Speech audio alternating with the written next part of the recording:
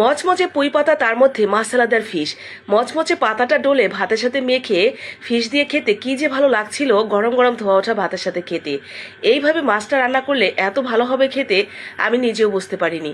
পরীক্ষামূলকভাবে আজকে তৈরি করেছিলাম এই ফিশ রেসিপিটা, তবে এতটা ভালো হয়েছে আমার বাসার প্রত্যেকের কাছে কিন্তু আমি 100তে 100 নম্বর পেয়ে পাশ করে গেছি। আপনার কাছে কত নম্বর পেলাম এই মাছের রেসিপিটাতে অবশ্যই কিন্তু কমেন্ট বক্সে জানাবেন। আর যদি পুরোপুরি নাম্বার পেয়ে আমি পাশ করে যাই, তাহলে কিন্তু অবশ্যই লাইক কমেন্ট করে একটা শেয়ার করে দিবেন, যাতে বাকিরাও এটা দেখে বানিয়ে খেতে পারে। খুবই চমৎকার একটা রেসিপি, একদম হাতের কাছে থাকা উপকরণ দিয়েই বানিয়ে নেওয়া যাবে। আমি আজকে তৈরি করেছি যে রেসিপিটা রুই মাছ দিয়ে, আপনারা যে কোনো মাছ দিয়ে এটা বানিয়ে নিতে পারবেন পছন্দ মতো। প্রথমে এখানে একটা মশলা তৈরি করে নেব, আদা রসুন পেঁয়াজ, তার সাথে ধনিয়া পাতা আর সামান্য একটু আস্ত জিরা দিয়ে ঠিক এইভাবে বেটে নিয়েছি। তো মশলাটা বাটা হয়ে গেছে। এখন এই মশলাটার সাথে আমি আরও কিছু শুকনো মশলা যোগ করব। তার মধ্যে প্রথমেই স্বাদ মতো লবণ, হলুদের গুঁড়া আর দিয়ে দিলাম মরিচের গুঁড়া স্বাদ অনুযায়ী। তার সাথে একটু সরিষার তেল দিয়ে ভালো করে মেখে নিচ্ছি। এই মাছটাতে পুরোপুরি সব কিছুই যা যা তেল ব্যবহার করব সবখানেই সরিষার তেল যাবে, মানে এই মশলা মাখানোতেও সরিষার তেল, ইভেন এটা যখন আমরা ভাজাভাজি করব তখনও সরিষার তেল। এর টেস্ট কিন্তু তখনই বেশি ভালো লাগবে যখন আপনি সরিষার তেল এবং এই মশলাটা খুব সুন্দর করে বানিয়ে নেবেন। তো দেখেন এইভাবে আমি মশলাটা মাছের এক পাশে মাখাচ্ছি, আর ওই উল্টো পাশে মাখাচ্ছি না কেন বলেন তো, একটু পরেই বুঝতে পারবেন। আমি অর্ধেকটা মশলা দিয়ে 4 পিস মাছের উপরে দিয়ে দিয়েছি, আর অর্ধেকটা মশলা এখানে রেখে দিয়েছি।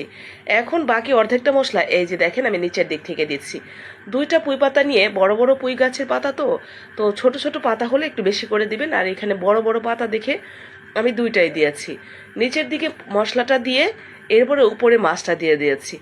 এখন সবগুলো ঠিক একইভাবে নিয়ে আমি দেখেন নিচেও সরিষার তেল দিয়ে দিয়েছি প্যানে।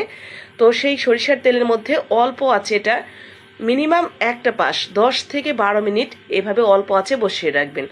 10-12 মিনিট পর দেখবেন নিচের দিকটা একদম ভাজা ভাজা হয়ে যাবে। আর ঠিক এইভাবে আবারও উল্টে দিবেন, মানে ওলট পালট করতে করতে আমি মাঝখানেও 10-12 মিনিটের মাঝখানেও আমি একটু সামান্য এদিক সেদিক নাড়িয়ে চাড়িয়ে দিয়েছি কড়াইটা। এরপরে ওলট পালট করে আবারও 10-12 মিনিট, মানে এই মাছটা রান্না করতে মিনিমাম 20 থেকে 25 মিনিটের মতো লাগবে। একটু অল্প আছে সময় নিয়ে, ধৈর্য নিয়ে এইভাবে ভাজা ভাজা করে নেবেন, যাতে পাতাটা একদম মচমচে ভাজা হয়ে যায়। তো দেখতেই পাচ্ছেন এটা হয়ে গেছে। আমি রান্নাটা শেষ করেই একটা পিস মাছ নিয়ে একটু ট্রাই করে দেখছিলাম যে আসলে এটা খেতে কেমন হয়েছে। বিশ্বাস করেন এতটা ভালো হবে আমি নিজেও বুঝতে পারিনি। একদম পরীক্ষামূলক একটা রান্না ছিল। বাসাতেই পুঁই গাছ আছে, তো পুঁই শাকের দিকে তাকাতেই এই রেসিপিটার কথা মাথায় চলে আসলো, আর বানিয়ে ফেললাম। খাওয়াও শেষ, আলহামদুলিল্লাহ। বানিয়ে দেখতে পারেন।